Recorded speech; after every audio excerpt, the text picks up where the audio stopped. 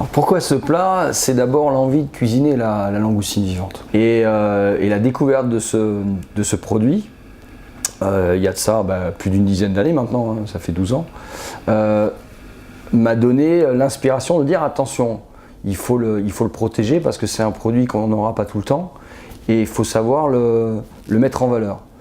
Donc la langoustine vivante, ça a une texture, une mâche, une couleur qui a une particularité. C'est assez rose, ça a une délicatesse mais ça a une fermeté. Et ce qui va manquer souvent quand on va avoir le travailler en tempura ou on va dénaturer cette texture. Et moi ce que je voulais c'est rapporter du croustillant quelque part, profiter de la mâche, profiter du jus qu'on a dans la langoustine et trouver une recette qui mette à la fois en valeur le côté marin, d'avoir une espèce d'être... Tu sais que c'est une langoustine, mais tu la vois arriver dans l'assiette, tu dis « Oh là, qu'est-ce que c'est? Est-ce que c'est un nouveau crustacé qui a été créé? Est-ce que c'est un petit dragon de la mer ?» C'est ce côté écaille qu'on a posé dessus. Et c'est pas juste jouer sur une technicité.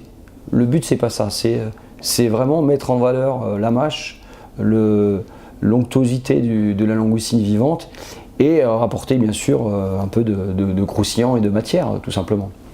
Et le plat, étant donné que l'élément principal ça reste la langoustine et que la langoustine a vraiment une présence, qu'est-ce qui peut lui ramener à la fois de la puissance mais qui ne va pas couvrir le goût. Donc le côté anisé du fenouil qui va être l'élément d'assaisonnement à côté, qui va mettre en valeur le côté marin, le côté iodé de la langoustine, va être intéressant, avec un peu d'acidité. Bien sûr, le condiment citron dans le plat a une importance pour avoir un kick de puissance vraiment sur ce plat. Fenouil, bon, si on travaille le fenouil, il faut quand même le décliner un petit peu.